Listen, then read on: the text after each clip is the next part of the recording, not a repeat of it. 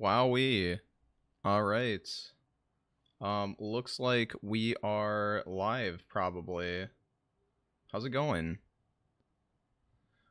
So I figured since my videos take so get so so so long to put out, I figured I have strong opinions on things.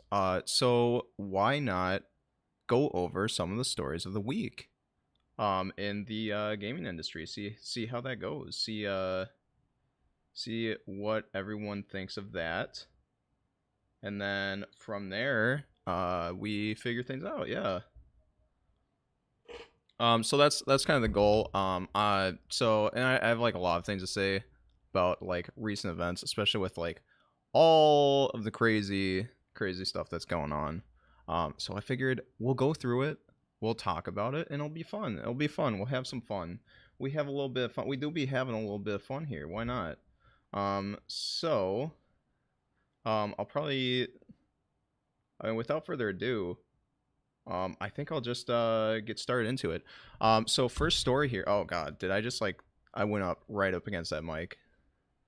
Um, yeah. So anyway, oh by the way, content plans as well.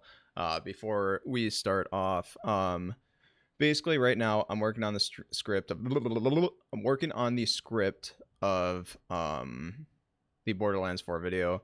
I don't think it's gonna be a full analysis, and by I don't think it's not gonna be a full analysis of like all of the story because I'm like I don't have that in me anymore, man.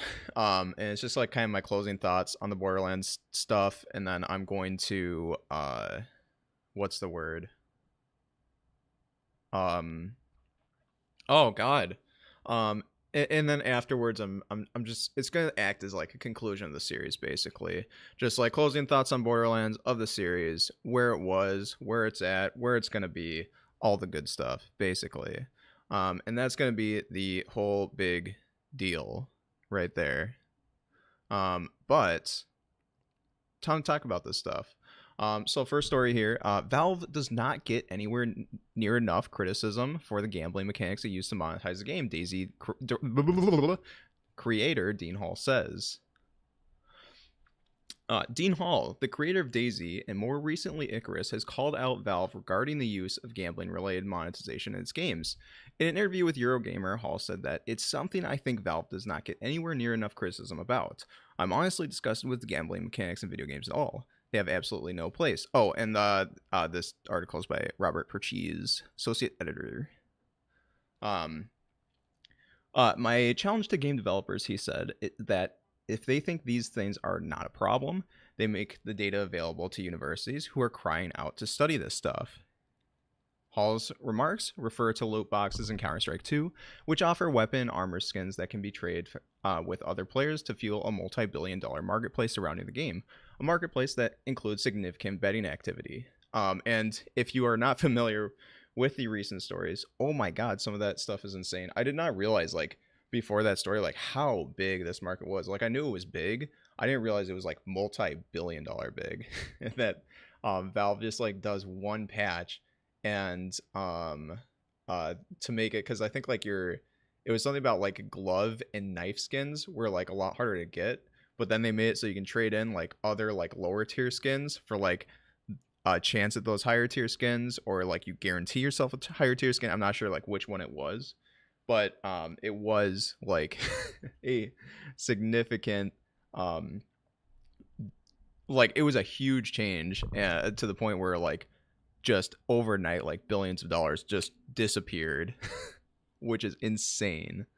Um, but back to the article, loot boxes have generally moved away from have been moved away from after multiple countries commissioned investigations to their use and the effect they were having on younger minds. But Valve sidestepped this by resulting regulations by changing the loot box system so you pay for the contents inside the box rather than the box itself.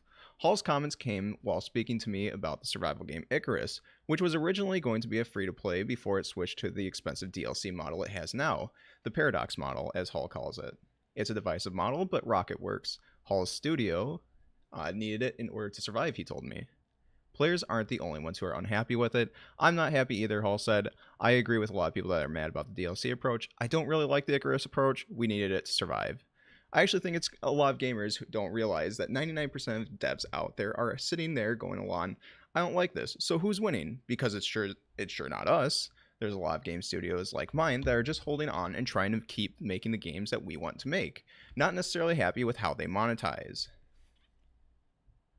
Hall's answer to this problem may come in Space Kitten Agency, the unashamed and somewhat blatant Kerbal Space Program follow-up that Rocketworks is working on now.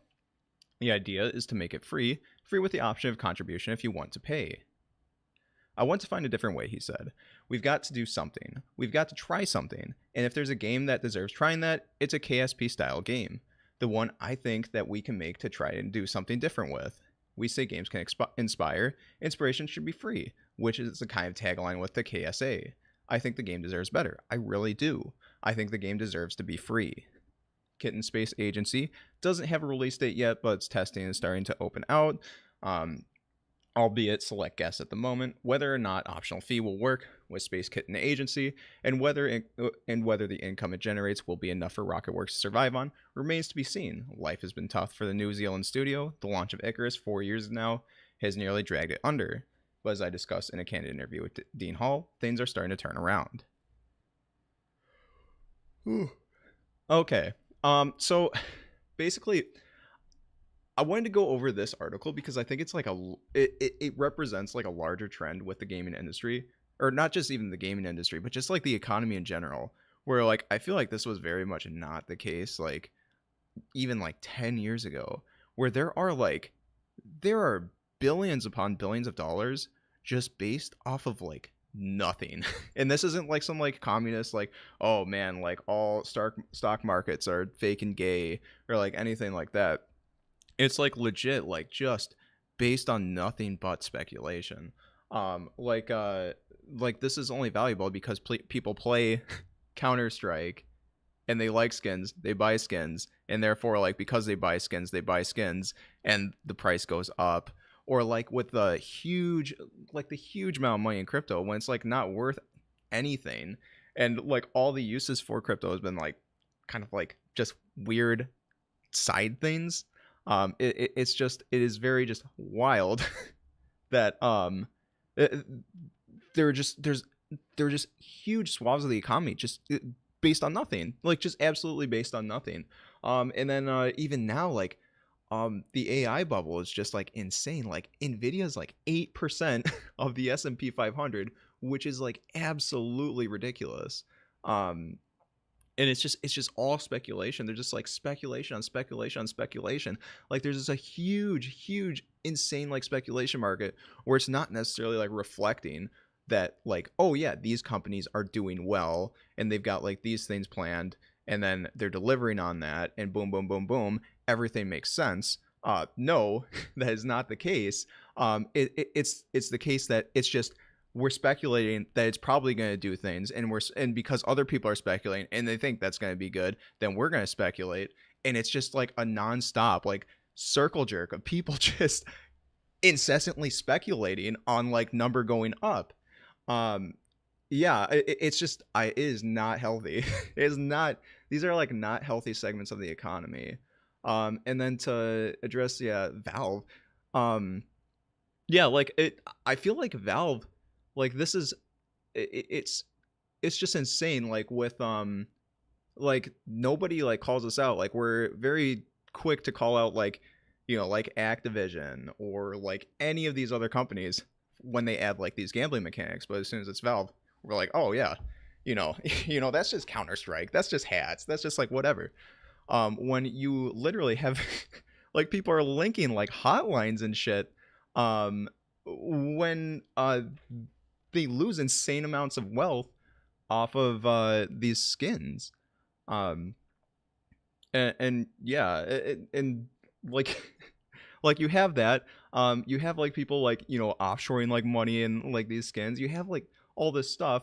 It's getting to the point of like there's as much like underground shit associated with these skins as like any like any like kind of like shady gambling ring. And it's like, okay, well, looks like a duck, quacks like a duck. Like, I mean, come on. um, yeah, no, it's just ugh.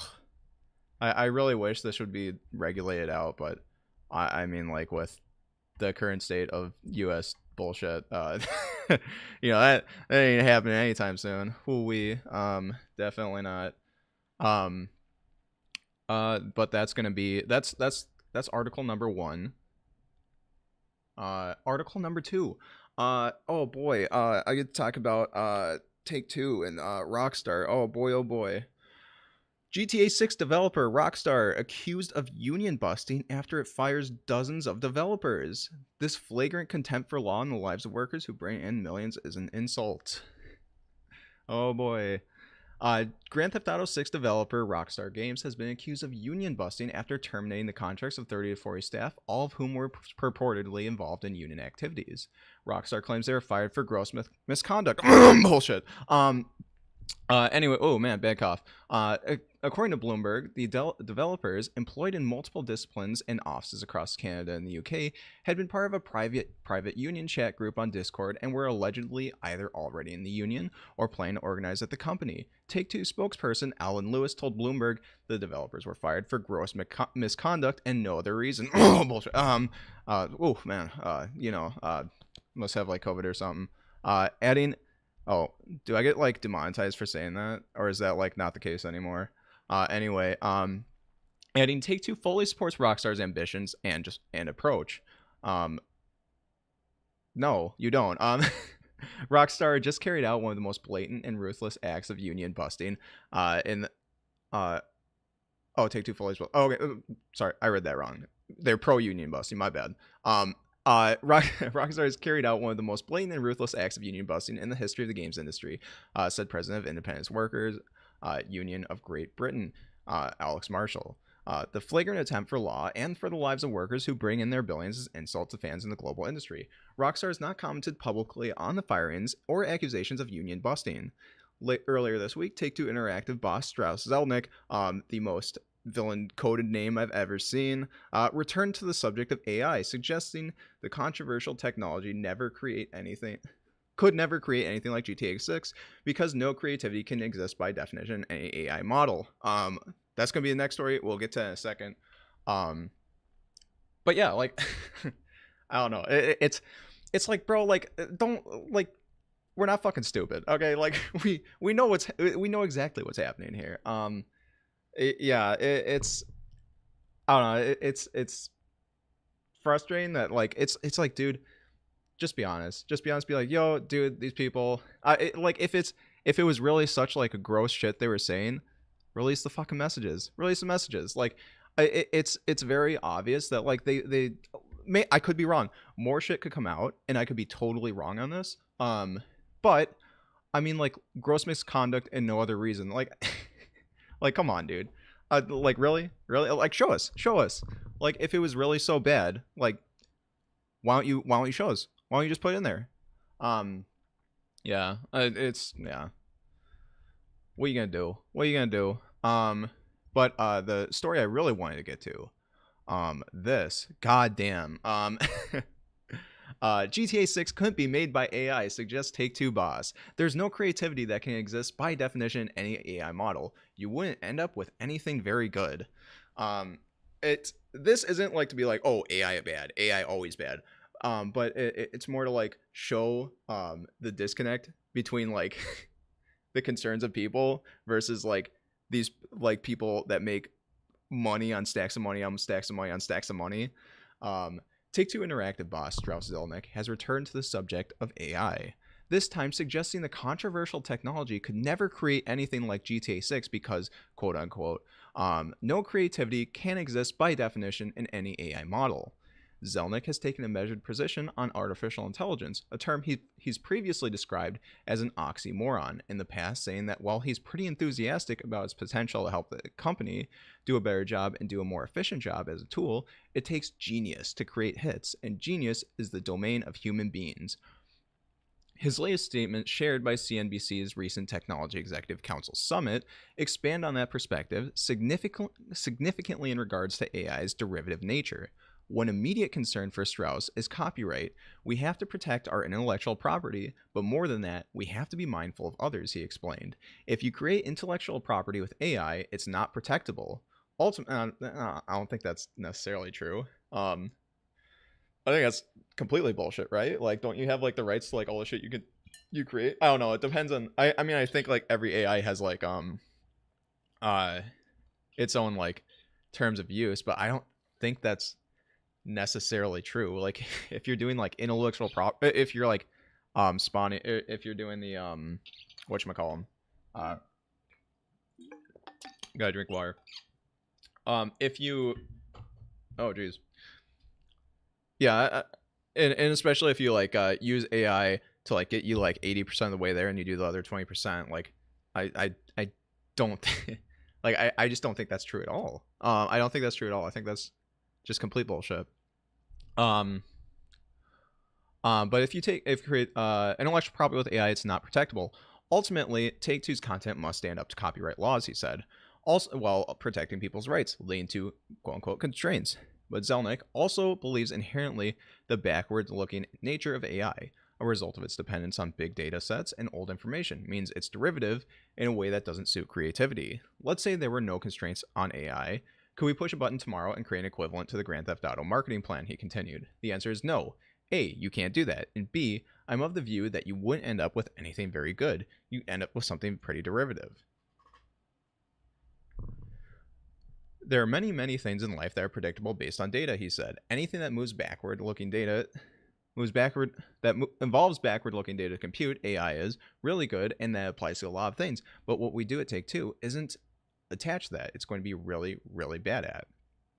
Referencing Grand Theft Auto specifically, Zelnick said what developer Rockstar Games tries to do before and after, over and over again, is create something that approaches perfection. There's no creativity that can exist in any AI model because it's data-driven. GTA 6 launches on the 26th of May, 2026, following its delay earlier this year. So there, my problem with this isn't necessarily because he's like wrong in like everything he's saying. There are a lot of things that he's right in saying. One of them, yeah, AI, you're taking a lot of data and it's computing that data and it's ejecting out something. But the problem is he's saying, oh yeah, this is like totally not creative. It can't create anything. It's like, well, I mean, like people are writing whole ass essays using AI. People are creating like whole ass like programs using AI. They're creating like whole ass games using AI and like all this stuff using AI. To the point where it's starting to, and when you think about it, like what do our brains do, right? Like it takes in a lot of data and we create something from that, right? The problem with AI isn't, oh yeah, man, these games like they're just like so creative and epic, and we're at the forefront, and AI it can't do what we can.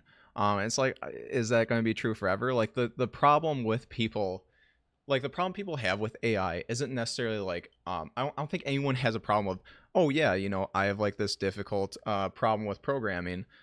There's like so much code to write, and to get more work done more efficiently, I'm gonna have like AI like do this easy line of code so that it can get me 80% of the way there, and then I do the rest of the 100%. And generally that's how a lot of the technological things have like worked, right? People didn't like the machines when they were a lot of like the machinery when the industrial revolution started, but eventually our economy adapted to that, and then here we are. Same with computers. Thought computers would make us obsolete. Obviously we're not there. AI is like the next thing, but the problem is those other things were like they were machines. But AI is very specific, and it's getting into a lot of the areas in which we're like, oh yeah, these are human things. Art is a human thing. Programming, and figuring that out, and doing like creative code, that's a human thing. And now AI is starting to get into a human thing, and to say and to dismiss and be like, oh, there's no way AI could ever do this. It's like, well, I think it's very like out of touch and dismissive of the actual concerns of people because you can clearly see a lot of companies are very much moving towards replacing a lot of their employees with AI, and a lot of companies are moving a lot of their investment over to AI. They're dropping a lot of projects over to AI, which we will get to in later stories, into just like dismissive, like, oh yeah, like, no way this could ever happen. It's like, really, that's not even a concern that you think like people would be worried about. You're just like, oh yeah, like, dude, it's totally gonna be fine. Like, I'm sure you're going to be fine, my guy. But yeah, like we're in like a no hire no fire market, starting to get into a fire market, and there's no sign of that really changing anytime soon. And this is your public statement. It just doesn't spark a lot of confidence in anything. But anyway, my take on that. Yeah.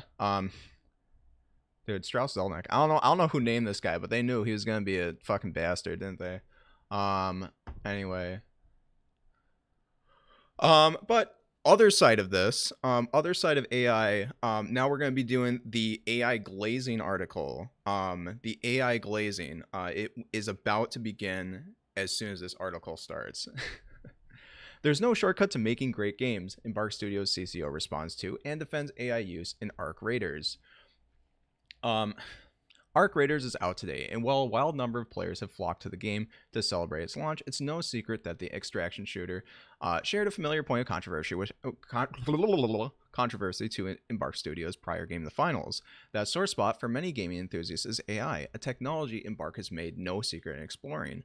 In The Finals, the Embark Studios has used text-to-speech and AI in combination with real voice actor performance to create fresh lines for the game quickly, something the developer came under fire for from voice actors and gamers alike. This implementation of AI has returned for Arc Raiders alongside machine learning that has been used to create animations for Arc enemies when their pieces get destroyed, manifesting in dynamic movements. Generative AI, the source of much understandable disdain, has not been used for Arc Raiders, Embark Studios CCO Stefan Strandberg tells Eurogamer. However, the team at Embark still intends to be on the forefront of emerging technologies. How does Embark strike that balance between human creativity and AI use at a time when doing so proves exceptionally controversial for good reason? We use AI as tools in some content creation, but it's obviously in the context of creativity and expression of the term. Strandberg tells Eurogamer, obviously it depends on how people define AI, which makes it trickier. The locomotion of some of our Arc enemies has been trained with machine learning, which creates these fantastic emergent moments. If you shoot off a leg, they'll try to rebalance. That's AI, if you will. Before founding Embark Studios alongside his peers, Strandberg worked at EA for many years. His roots at the company were in sound design, having worked on multiple Battlefield games in that role before transitioning into directorial positions at the company for several years. With this background, Strandberg spoke on the use of text-to-speech, or TTS, in Embark's games, Arc Raiders included. I came out of recording just 2 days ago with two wonderful actors that you'll have heard in the pre-order trailer. They're real actors. There's something special and dynamic about putting two people together, that to me. Me, a sound designer originally, there's nothing that can replace that in my opinion. TTS allows us to increase the scope of the game in some areas where we think it's needed, or where there's tedious repetition, in situations where the voice actors may not see it as valuable work, so it's a wide umbrella, but the experience of the game doesn't use any generative AI. According to Strandberg, the use of the technology like text-to-speech AI has helped keep Embark Studios smaller, something he believes is exceptionally important given the current state of the video game industry. We live in this time now where you've seen the increase of team sizes across the last 10 years. As a studio, we felt that was unsustainable. Massive titles today, some IPs demand 2,000 people, and the next iteration needs 3,000 people. When we started the studio, we were saying that we shouldn't be able to capitalize more on these technologies that come out.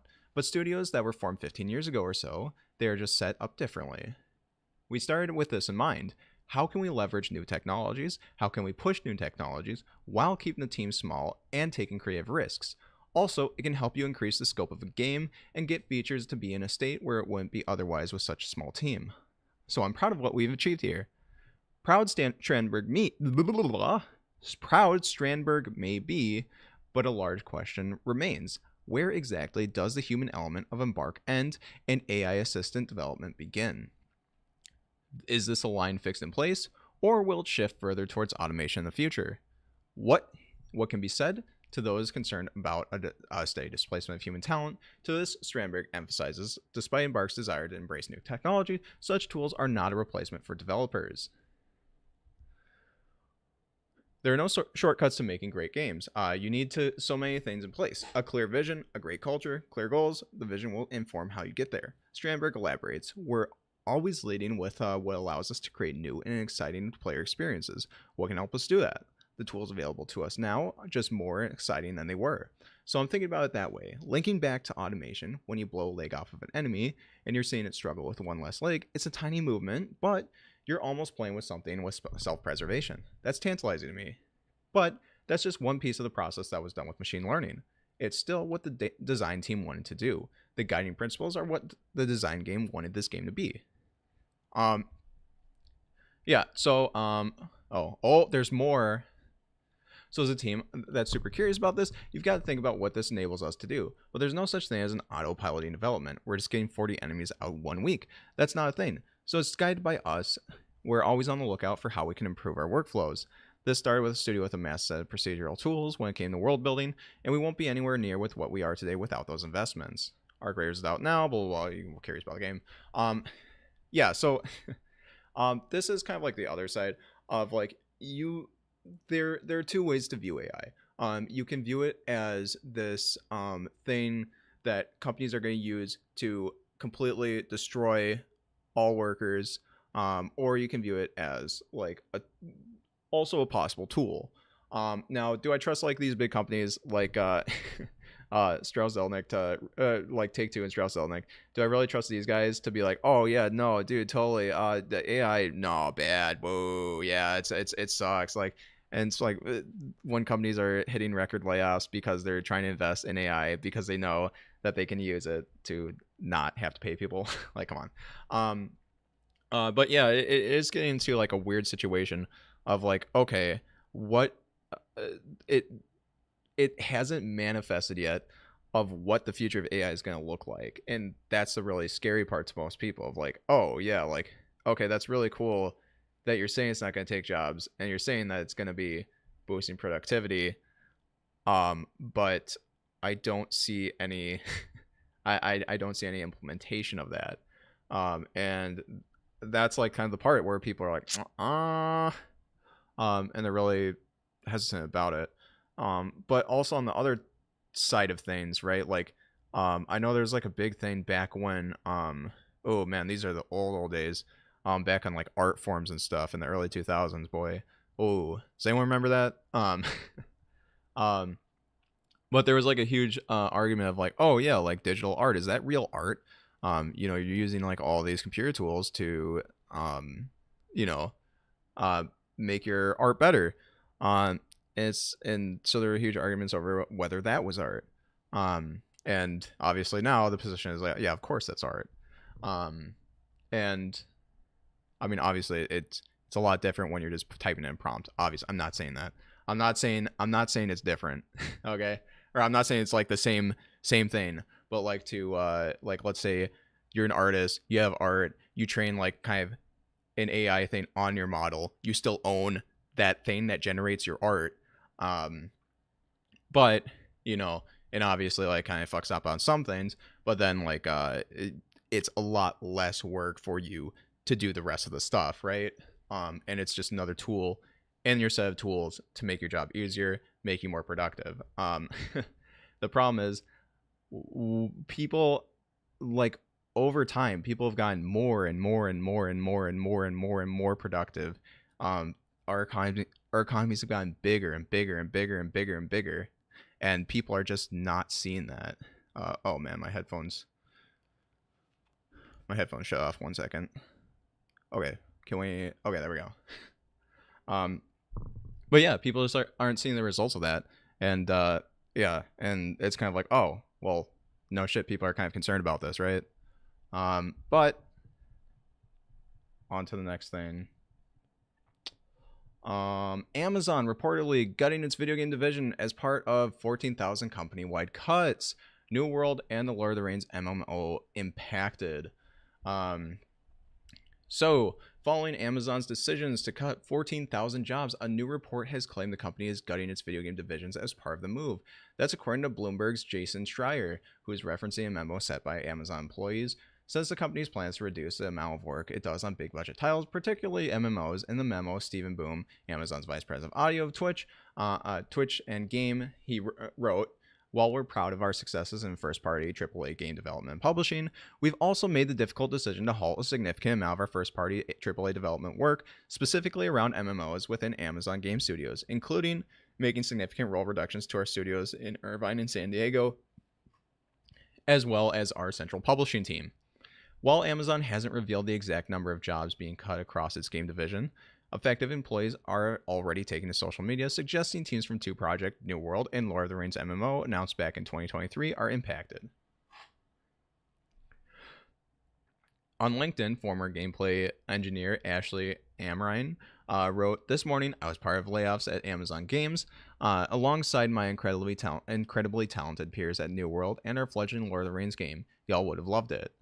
Amazon entered the video game markets in disastrous fashion, canceling its free-to-play shooter Crucible just 5 months after its release in 2020 and 4 months after it was unreleased back into beta. The other features include a first stab at a Lord of the Rings MMO, which was canceled in 2021 following a dispute with Chinese megacorp Tencent. New World 2 has struggled to sustain interest after a strong start in 2021. Amazon's other major project was its incoming Crystal Dynamics developed upcoming Tomb Raider game, which was said to be going well in August last year. So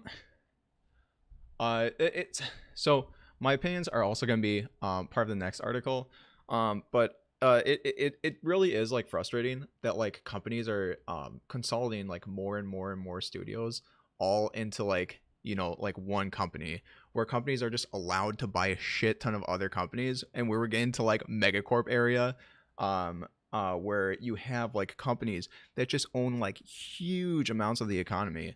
And so video game divisions, obviously we're going to get to Microsoft as the next part of that story. Video game divisions are being viewed less as like kind of its own industry and its own thing and having their own practices versus, you know, being a part of Amazon. And it's like, oh, you know, this part of our company, you know, isn't as profitable as it could be. So like all of the cool shit that you're doing, okay, we need something reliable. We need something easy. We need something that makes that profit. And so obviously things that are riskier, games that will do well and earn money but not earn all the money are canceled. And they just become like, you know, it's just cash cows that constantly are just invested in, and it's just not a good direction that the industry's going in. But Microsoft boss explains Xbox's controversial new approach to gaming. I don't know why people buy Xboxes anymore, real talk. As well, we'll get into my rant later. I got some extra tabs to prove my point. CEO Satya Nadella defended controversial moves around exclusivity and higher profit margins. Having failed to keep up with PlayStation through 2 successive hardware generations, Microsoft is pivoting Xbox into something other than a conventional console platform.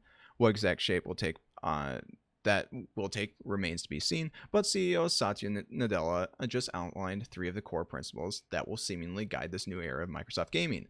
The executive, who's currently on track to rake in almost $100 million in fresh equity awards, stated by reminding daily businesses to show on TBPN, the biggest gaming business in the world remains to be the Windows business. Everything else, including Steam, is built on top of that. And following the acquisition of Activision Blizzard, Microsoft is one of the biggest gaming publishers in the world. In other words, the Xbox brand might be in shambles, but Microsoft's gaming is bigger and better than ever. From there, Nadella laid out the company's evolving approach to exclusivity, interactive content, and hardware. We want to be a fantastic publisher, similar to the approach of what we did with Office. With Office? Oh, Microsoft Office. He told TBPM via GameFile, we're going to be everywhere, every platform. We want to make sure that whether it's consoles, whether it's PC, whether it's mobile, whether it's cloud gaming or TV, we just want to make sure games are being enjoyed by gamers everywhere. Gamers. Whoa. Um, that's probably what he said. He continued, second, we also want to do innovative work in the system on the console and PC. It's kind of funny that people think about the console PC as two different things. We built the console because we wanted to build a better PC, which could then perform for gaming. And I also kind of want to revisit some of the conventional wisdom, but at the end of the day, console has an experience that is unparalleled. It delivers performance that's unparalleled, that pushes, I think, the system forward. So I'm really looking forward to the next console, next PC gaming, and most importantly, the business game model where we have to invent maybe some new interactive media as well. Because after all, gaming's competition is not other gaming. Gaming's competition is short form video. And if we as an industry don't continue to innovate how we produce, what we produce, and how we think about its distribution, the economic model, best way to innovate is to have good margins, because that's the way you can fund your AI division, which we'll get to. For anyone who's been paying attention, Xbox over the last 12 months, none of this should come as a shock, though seeing it come straight from Nadella shows that there's no question that these are the new marching orders for Xbox moving forward. While the idea that next-gen Xbox supports a more open PC gaming ecosystem offers a lot of promise, even if it's priced at a premium, the talk of higher profit margins shows this direction comes at a cost. Bloomberg recently reported that Microsoft CFO Amy Hood has been mandating a 30% profit margin target across Xbox, a sprawling gaming division where not every project is hit, and hardware has traditionally been a loss leader. Typo. Unlucky.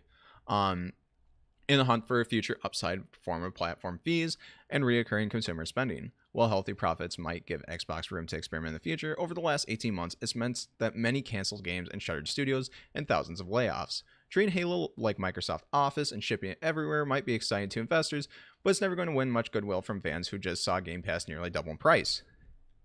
So basically, it's... The problem is, like, obviously, like I said it before, like, you have companies, because when you have one company owning so many different, like, sections of the market, you just, like, don't get the right perspectives to make, like, good stuff. And, like, from a corporate overlord perspective, like, yeah, it's really cool. You want, like, all your stuff integrated. You want, like, your Xbox, being able to interact with, like, phone people, being able to interact with PC and, like, all that. But when, like, it's like consoles are, like, their own things. Like, they have, like, a lot of, like, the innovation comes from, like, oh yeah, hey, you could do, sell on every console, but, if you want to partner with us, bro, okay, we'll give you a bit more of the pie. We'll give you a little bit more of those profits, boy. And you can think of what you want of that. I think it's fine. I don't think there are any really big issues with that, where they get more of the profits for being exclusive. I feel like Microsoft just, like, dropped the ball on, like, the value of Xbox. Like, why? I just don't understand where Xbox's place is in the market. Like, most of the stuff you can just, like, get on PC, except for, like, maybe, like, select, like, Halo games or, like, whatever. But, like, these investing strategies where, like, 30% profit margin, like, I'm pretty sure, like, PlayStation is, like, somewhere in, like, 17 to 22 or, like, whatever, for their profit margins. Like, 30% is, like, actually insane. And you're shuttering studios over this. I don't know.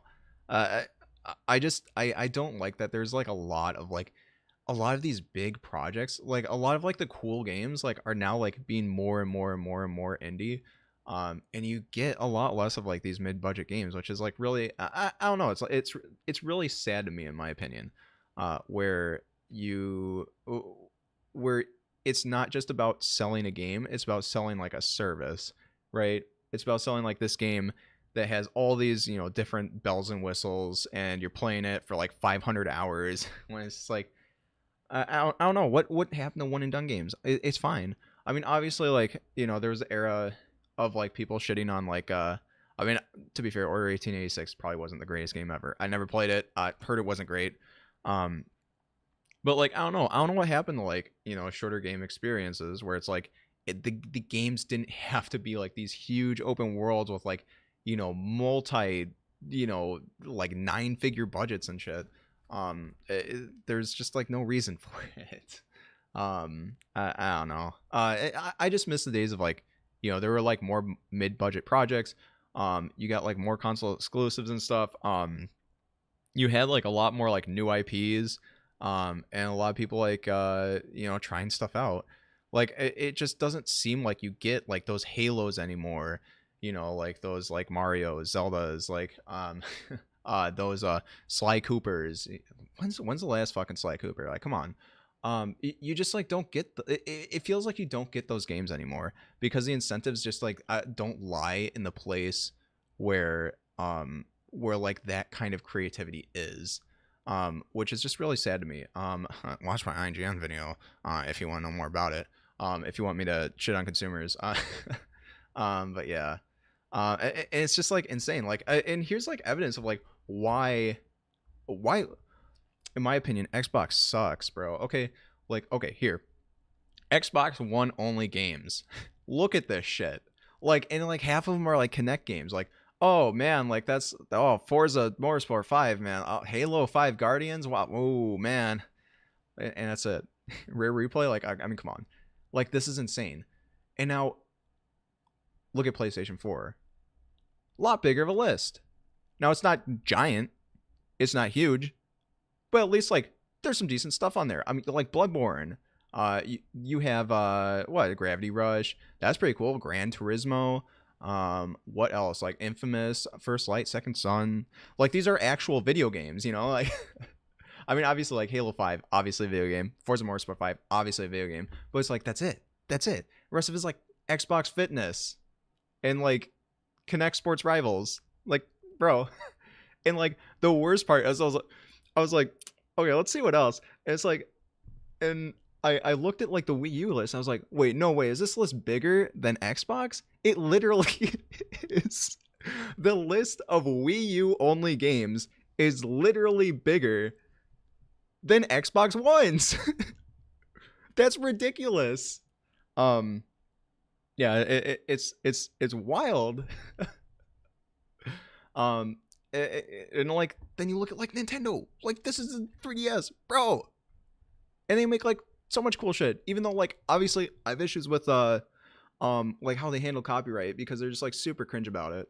Oh my god, they're super cringe about it. But like look at all these games.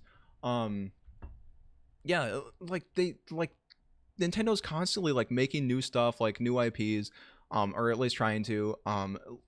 They're trying to make like a lot of cool stuff. They might not hit every time, but at least like you see that like the way they do things is around they release a game and like maybe you need to raise prices to do it, is what it is. Because at this point, I mean like video games have been $60 for a long time, and it kind of seems like it probably does need to go up. Obviously like there's a bigger issue with like the economy that like you have like the gap between like the super poor and the super rich, where it's getting bigger and bigger and people are still getting paid like shit, even though like objectively we should all be doing better than we ever had before. So it is what it is. But oh my god, dude, like it's insane. And then people think that if you just lick the boots harder, you're gonna the products will be better and you'll just like magically be good. Like I don't know, with the IGN video, it's like people think that like you can just like go up against corporations as just like one guy and it's like all chill, like, oh yeah dude, like fucking I got so much value as an employee. It's like, bro, they don't give a fuck about you. Okay, lick the boots fucking harder, like do whatever. It's not gonna do shit. Like like you need organization. Like obviously like unions have their issues here and there, but like as workers, you need those protections because you are going up against insane amounts of capital where you're just not going to get a fair shot as like individual people, as you see in the GTA 6 shit right here of like the union busting. I mean, come on, dude. Allegedly, my bad. The alleged union bust. Listen, it is my personal opinion that they are union busting. Okay, this does not necessarily reflect reality. Don't sue me. But it's just, I don't know. It's very frustrating to like, you know, you see Nintendo doing this. Obviously, like Nintendo has their issues, and then you have like Switch only games, and um like you see all this, and they're constantly like innovating, doing like cool shit. And oh bro, this only goes through F. Like, what's after F, homeboy? um okay, okay, wait, hold on, there's another page. These pages keep going. There are 2 pages of this. um yeah, like you see like all of these, and there's like this constant, you see like at least like Nintendo's trying not to like glaze the shit out of Nintendo, but like you can see that like they're actually like trying to innovate, trying to make like cool stuff. And you literally have like Xbox here, like Xbox One here, like chasing profits. And this is all of Xbox One, all of Xbox One, bro. All of Xbox One, Wii U. Like, bro, I don't know. It is like, I don't know. It's sad. It's sad like where the incentives are. I mean, like PlayStation does it a little bit better. And I think there was a list of like the PlayStation 5 exclusives. Like, where was it? Where was it? Was it back here? Yeah, PlayStation 5 only, Switch 2 only games. I mean, Switch 2 hasn't been out long enough, so I mean that's understandable. You know, PlayStation 5 not looking great. It is we got the Neptunia Reverse, we got the Gooners you know, happy with that one. Um I'm sorry. But yeah, like there are like some things in PlayStation where it's like, oh yeah, this is like pretty cool. But yeah, man, like I don't know. I wish they'd I wish the incentives were elsewhere. And it wasn't just about like the profits, you know. Or well, obviously like companies need to make money, but like that there was more effort in or there was more that our economy was organized, or that like the incentives in the industry were organized in a way in which it incentivized this instead of this, you know. But this is where Xbox is, and this is where like Nintendo is. Like I don't know. It's frustrating, but you know, is what it is. What are you gonna do? But you know, to take a page from Philip DeFranco's book, you know, you gotta end it on some good news. You gotta end it on good news. So stop killing games offshoot confident. And also, I will say this, okay? I called out Pirate Software before it was cool shit on him. I'm just saying my IGN video, okay? I was cooking, okay? The dude didn't pass the vibe check, and I knew he didn't pass the vibe check, okay? The second I saw that motherfucker, he didn't pass the vibe check. And now I'm vindicated. I'm vindicated. Here we are. Okay, I call him out before it was cool. Okay, I'm just saying. Okay. Almost half signatures now verified. Stop destroying video games. The European campaign inspired by the Stop Killing Games movement says confidence petition will progress to the legislative phase. Now 15 EU countries have successfully verified almost half its 1.5 million signatures between them. Oh boy. Stop Destroying Video Games is looking to convince EU to pass regulations preventing the remote disabling of video games by the publishers before providing reasonable means to continue functioning video games without the involvement of the side of the publisher. It's European Citizens Initiative, an official EU mechanism designed to provide a way for citizens to propose a legal act on the European Commission, surpass the required 1 million signatures before the petition closed in July. Meaning it can be presented to the EU for a public hearing or full debate session at the European Parliament, provided the signatures can be successfully verified. Right in November, Stop Destroying Video Games. I'm gonna do this just in case like the trailer gets like copyrighted or some bullshit. While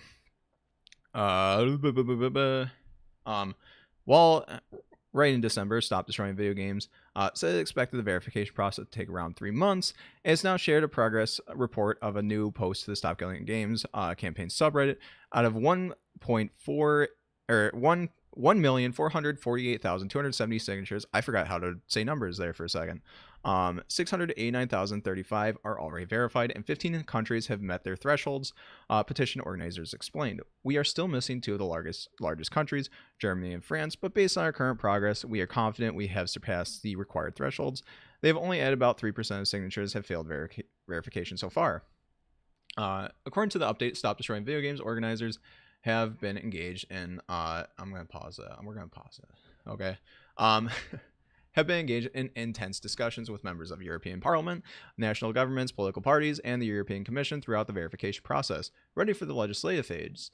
It's also working to secure expert backing from academics, explaining having politicians, lobbyists, developers in our ranks is invaluable, but we must credibly address the tough questions. Organizers previously said they were taking steps to counter misinformation and industrial lobbying. Our fight is not against a United CEO is not against a united CEO front. The update continues. It's against a handful of companies holding our favorite games hostage. Let's not just talk about developers, but with them, big and small, who are already resisting these awful practices. We can't undo past damage, but we can stop what's coming. If we allow a few bad actors to dictate the future, we will continue to lose ground on issues that never should have arisen. Stop Destroying Video Games update concludes with a call for EU citizens to reach out to their governments, local consumer protection groups, and favorite studios in order to spread the word. It also encourages developers to make their voices heard. We are already in talks with many in the industry, it explains. If we've missed you, please reach out to us. We're planning public events and want to bring some of you in the front of Parliament to demonstrate just how things could be. In July, EU industry body Video Games Europe, whose members include Ubisoft, Take-Two, Warner Bros., Riot Games, Activision Blizzard, Microsoft, and Nintendo, insisted the initiative's proposal would make games prohibitively expensive to create. Bullshit. God. All right. Now it comes the yeah. So this is really good because like it's just like so blatantly obvious that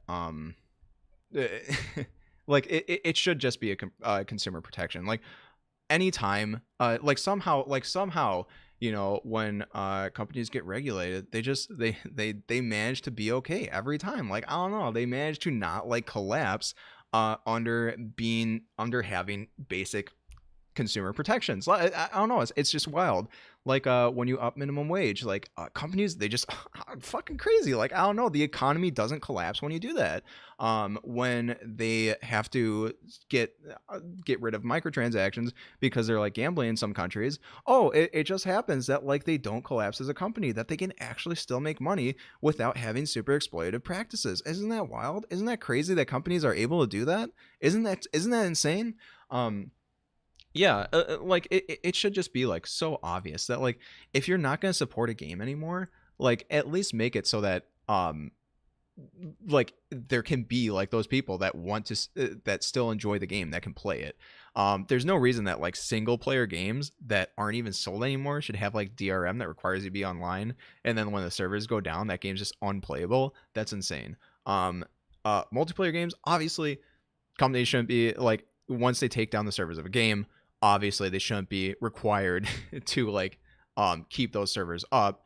But like there should be like some way of like allowing people to, you know, hold their own servers or something like that. But yeah, and then edgelords like Pirate Software, you know, of course, like you know, you gotta love like like just being like a contrarian, be a contrarian, like and just like totally misrepresenting this stuff.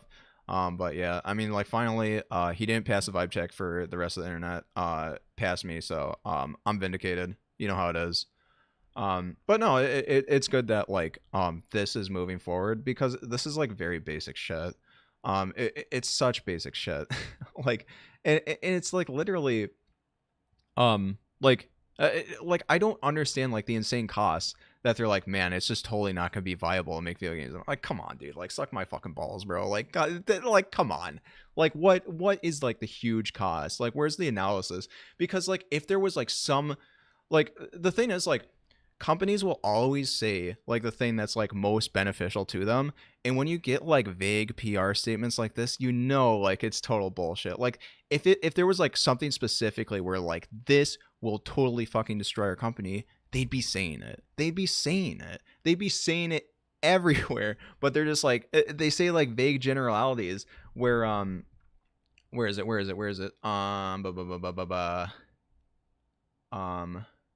prohibitively expensive to create. Like literally how? Like what? Let's see.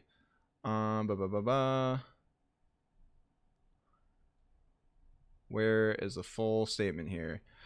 We appreciate the passion of our community. However, the decision to discontinue online service is multifaceted. Never taken lightly, it must be an option for companies when an online experience is no longer commercially viable. We understand that can be disappointing for players, but when it does happen, the industry ensures that players are given fair notice of blah blah blah. Private servers are not always a viable option for players. It continues the protections we put in place to secure players' data, remove illegal content, and combat unsafe community content would not exist and would leave rights holders liable. In addition, many titles are designed from the ground up to be online only. In effect, these proposals would curtail developer choice by making these video games prohibitively expensive to create. We welcome the opportunity to discuss our position with policymakers and those who led the European Citizens Initiative in coming months. Like, I can understand that it does that when you like allow private servers, it can be like a little sus in like the legal department. But I feel like there'd be like some way, but the idea to like scrap everything entirely rather than like, hey, how about we have these protections in the law where it's like, if we allow players to do private servers, we are not liable for like the stuff that happens on there. If we're going to be required to do this, we are not liable for the stuff that happens on there. Like that can be that, but like in general, like it's literally just that and like vague generalities for like everything else. Because like it's bullshit and they know it's bullshit, right? Like, like this is their best argument. This is their best argument. And you can literally just say, okay, fine. We'll have some legal protections when it comes to private servers. Boom. Like, like that's it. That's it. But like, yeah. But they take like this one argument and like dishonestly frame it as like, yes, you know, it's just this, you know, if this wasn't the case, like we'd be totally for it. Like, oh, come on, dude. Like it like they'll move the goalposts as soon as like, oh yeah, well, we'll just add that in there. Well, actually, you know, yeah, like you know how this goes. But it does look like that people kind of aren't buying that and legislators aren't buying that and you know, the people signing these initiatives aren't buying that, which is good news and it's good to see. And yeah, and even though like we had that little bit of rant on when it came to that, yeah, you know, I still think this is good news. Yeah. But yeah, I think that's everything for my takes on gaming news and all of that. Those are the stories I thought were most relevant. I mean, obviously there are like announcements and stuff that I can go over, but like the thing is like there I very much, it's very hard for me to talk about things that I'm not interested in. Like especially when like the Borderlands movie video, like don't get me wrong, it was like fun to make some of that and like make the jokes and stuff, but man, like I was kind of getting tired of Borderlands at that point, and that's why like with the Borderlands 4 video, I'm just like gonna share my closing thoughts because I'm just done with Borderlands, and then we're gonna release the big bad boy video, and then we're kind of done at that point. And then I'm probably not going to really talk about Borderlands as much unless Randy Pitchford says some really stupid shit, which it's going to be days that end in Y for the rest of, you know, eternity. So he's probably going to say some dumb shit as long as he lives. Especially with him talking about the performance issues of Borderlands 4. And he said something recently, but I didn't care enough because it's Randy Pitchford and I don't really care about his opinion on stuff. But yeah, that was and I guess like update on the video. I'm about like halfway done with the script of the video. It's probably gonna be a shorter one. I'd say max 20 minutes. I'm not. Whenever I like give like a date of when the video is gonna be out, I'm always wrong. Like I said, I think like last one I said like late September, early October. When it was late October, it's like oops. Would have been out a day earlier if Lionsgate weren't a bunch of bitches. Fuck Lionsgate. All my homies hate Lionsgate. I'm just kidding. I love Lionsgate. They stopped the claim on my video. So I mean, I love them as a company. I love that they definitely didn't reject my first claim. And Yeah, like what happened? Like I had like so much footage of the Borderlands movie in my video, and they're like, oh yeah, no, this is our money. This is ours. You can't show it in all these countries. It's like, oh, hold on, like there's literally no audio. This literally doesn't infringe on your copyright like at all, and only as much as I need. And yeah, so I had to fight him on that for a little bit. But it's up now. Isn't that cool? So when I make like the big bad boy video of all the Borderlands stuff, I don't know if I want to include the movie footage. But goddamn, I really don't want to go through that copyright process again, especially when it's going to be like a 3-4 hour video with like the whole shebang, like all the videos put into one. Because goddamn, boy, that will be a tough one. Just like uploading, like again, like editing things, and then like, oh god, I don't know, man. I don't know if I have that in me. But we'll see. We'll see. We'll cross that bridge when we come to it. But yeah, that's about all the news for the week ending November 2nd, 2025. So have a great fucking day. Don't let your memes be dreams. Stay safe out there in that big wide world, my dude. And I'll see you in the next video.